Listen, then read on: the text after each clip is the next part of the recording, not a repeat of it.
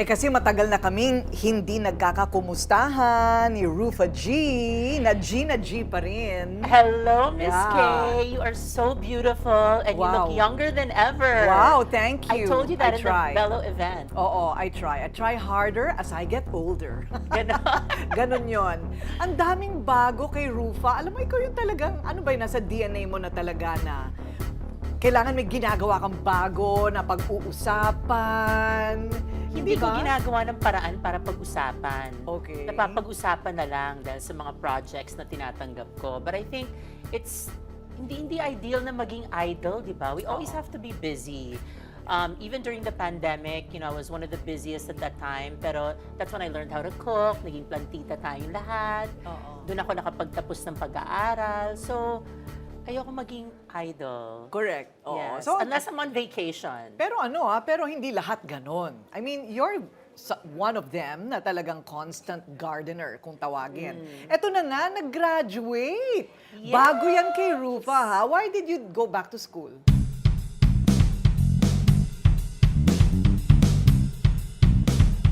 Well, I think it was the influence of those people that loved me and that pushed me to study. Hindi ko akalain na makakapagtapos na ako kasi I graduated high school when I was 16 and then ang dami na nangyari sa buhay ko, naging beauty queen, naging artista. So, sabi ko, sapat na yung kinikita ko, hindi na siguro kailangan bumalik sa school.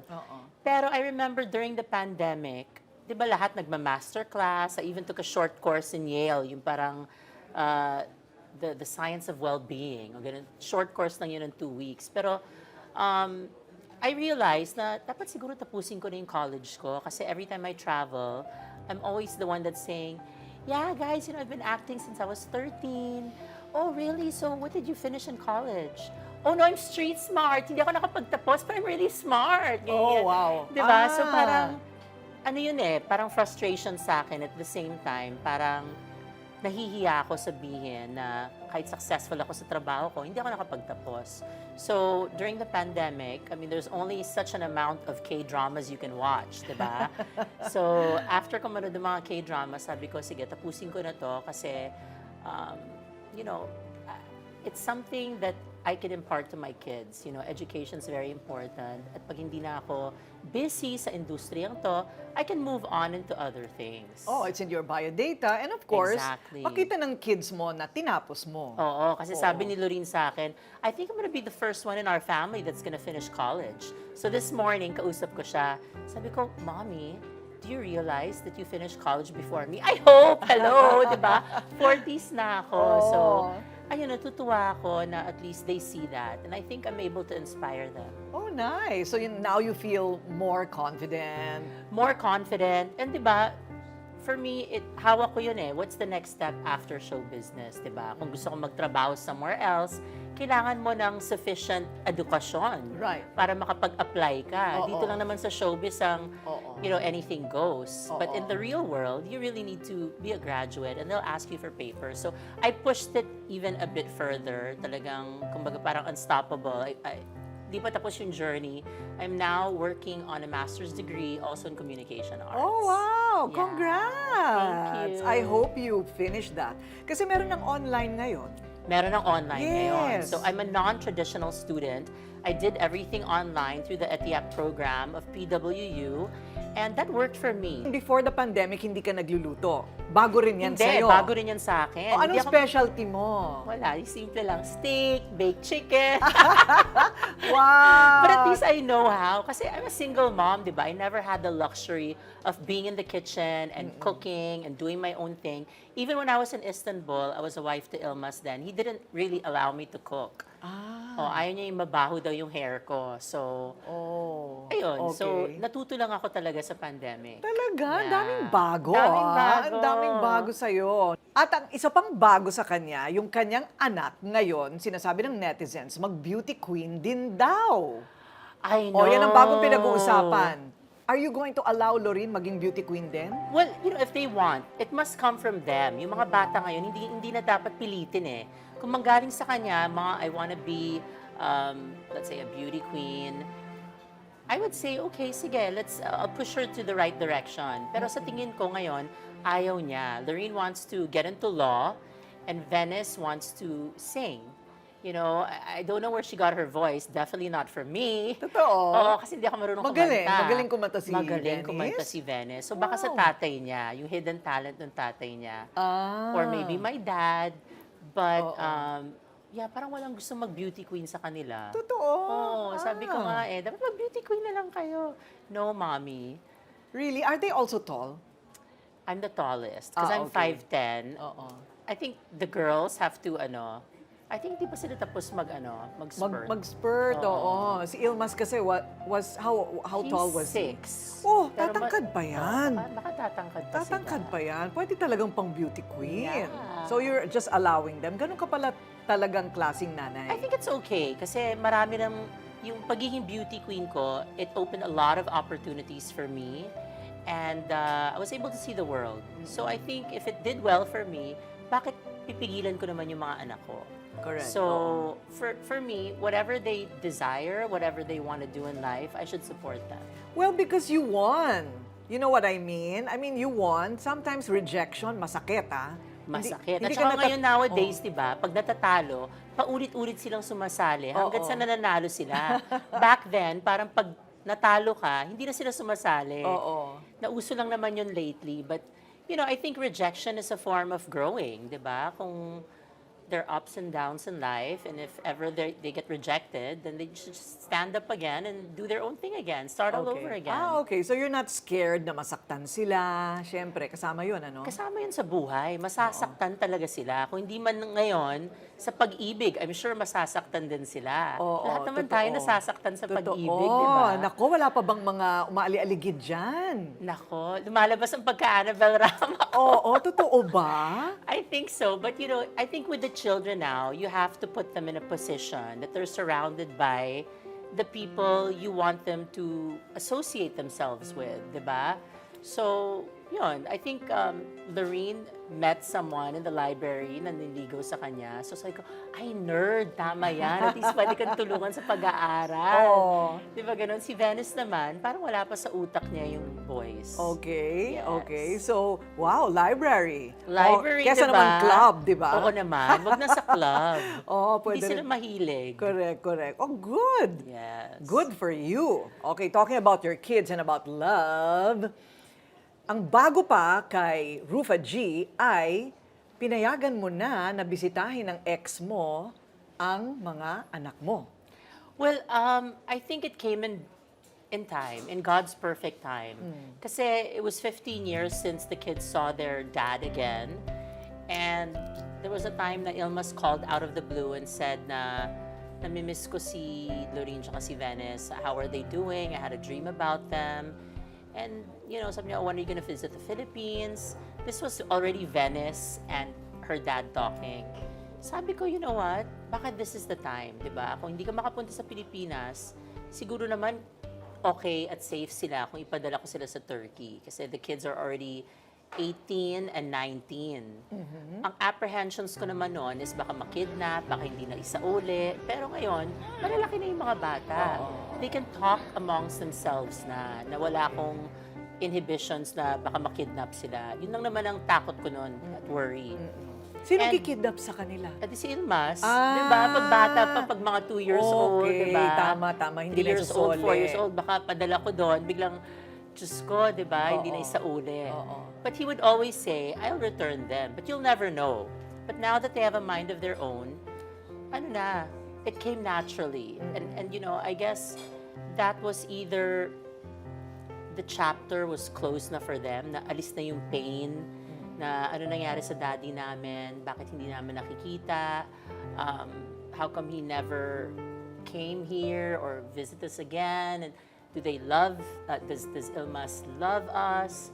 So feeling ko yung chapter na yun, ng pain sa buhay nila, nasara na. And they're able now to talk on their own. So maganda yung nangyari sa kanila. Wala na silang daddy issues. Right. Diba? Pero Kasi- may nakaramdam ka ba ng ganon habang lumalaki sila? Parang, where's dad? Oo What? naman, Yes, all the oo. time. And I remember I would even send flowers, kunyari, from Ilmas, send to the kids na kunyari, from Ilmas, Baba loves you. This happened for about a year.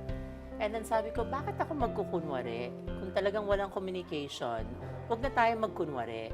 Diba? So, alam naman nila yung nangyari sa buhay ko with their dad. That's why I always tell them, choose carefully.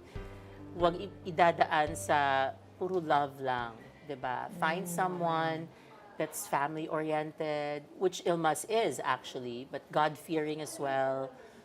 You know, basta choose wisely. Learn from my lessons. Correct. So, alam ng mga batang nangyari? Alam nila nagkaroon ng domestic violence, and you know, we even had a campaign sa Avon na violence against women and children. So, alam nila nangyari, and I want them to be strong, independent women when they grow up, diba? Yung kaya nila magtrabaho on their own, they'll be self-sufficient, not just rely on a man for career or for money, kasi ganun ako so gusto ko ganun din sila. Bonus na lang kung magbibigay ng regalo yung special someone. Oo nga. Pero, so now, between you and Ilmas, it's also, parang bago rin, di ba? Yung relationship ninyo because you At now... ang nakakaloka, ang dami na naming fans na gusto magkabalikan kami. Parang, alam mo, ganun yung mga Pilipino pag naghihiwalay, di ba? Parang, ay, naghiwalay sila, o tama yan, oo, kasi nananakit. And then, ngayon naman, parang, ay, gwapo pa rin siya. Sana magkabalikan kayo. Yung gano'n. Nakalimutan na nila yung nangyari. Oo. So parang sa akin, importante lang that we are good in terms of communication. And although we don't talk very often, you know, nagkukumustahan kami. I think that's the first step. Oh, nice. Yes. Nice. But you're not closing your doors? To a possible reconciliation as in Yes. love. Yes. Ay, Parang sarado wala na na. yun. Sarado na yun. Ano na siya? Sarado na. More of like, I'm opening my doors to the possibility of co-parenting. Ah, okay. That's it. Yeah, they take trips to Turkey. Take trips to Turkey, diba? Everyone say hi. Hi. Baba say hi. Yumazamju. Saying bye. Hello. Or summers there with Loving my me. hair. I think napapag-usasan naman yun. Oo. I think Oo, we're pwede mo mature sila enough. pag-shopping for you there. Like, Yeah, bring your mag-shopping rugs. sila. Diba? Totoo, okay. Hindi na kita tatanungin sa bago mong love, ha? Kasi ayaw mong pag-usapan.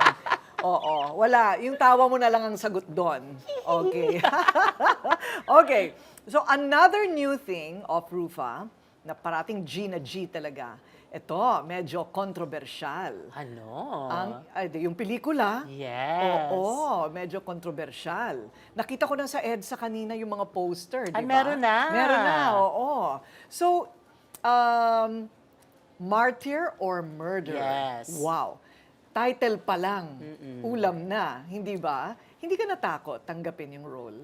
Well, ito yung karugtong ng Made in Malacanang. Di ba tayo nasanay? 7 assassination attempts. Isang dosenang kudeta. Anong pinagkaiba nito? The highest grossing film of Bibitin ko kayo 2022. sa ayaw ni And I think top 3 in the history of the Philippines. So, pinagpatuloy lang yung kwento. Yes, the title is very controversial. I think Senator Aimee and our director had some issues about it. Kami naman, talent lang naman, di ba? So, when I accepted the project, I didn't even know it was a trilogy.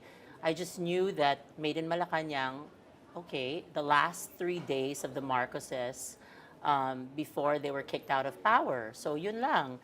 And they offered me the role after the elections. Kaya, sa mga naninira, di ba, akala nila that I was part of a victory of Bongbong Marcos, our president. I wasn't. This was offered to me after he was elected. So, nanalo na siya. And I was just sitting in my living room then. I think 2 weeks after the elections, I got the call. And sabi ko, sure, why not, diba? I mean, I'm playing the role of former First Lady Imelda Marcos. Paano ka magiging presidente kung patay ka na? Eh, pwede ako mamatay. Kahit nasaan ako. Walang mapa ang mga demonyo. Ang mga demonyo bang yan ay kami? Whether you love her, you hate her, you idolize her, she's still a very iconic individual and everyone in the world knows her. So why wouldn't I be excited to portray her? Right. So, ayun, So, tinanggap ko. mo. Yeah. Pero hindi ka political. I mean, hindi ka mapolitika. I have a lot of political friends kasi Right. tayo, di ba? Right. We run in that circle. So lahat sila kaibigan ko. As a matter of fact, I campaigned for Senator Manny Pacquiao in the last elections. Oh, okay. And but I'm friends also with the Marcoses. I'm friends with you. I'm Yeah. friends with everybody. So Right.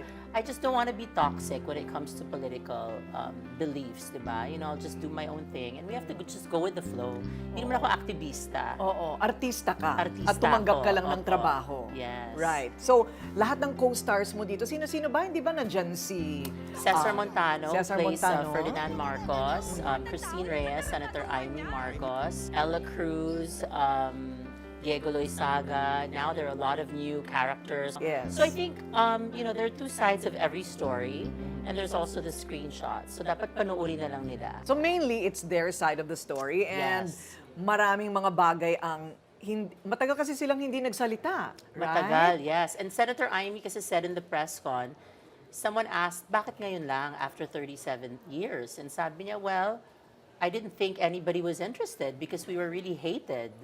You know, nobody wanted to listen to our story. Akala namin tapos na kami.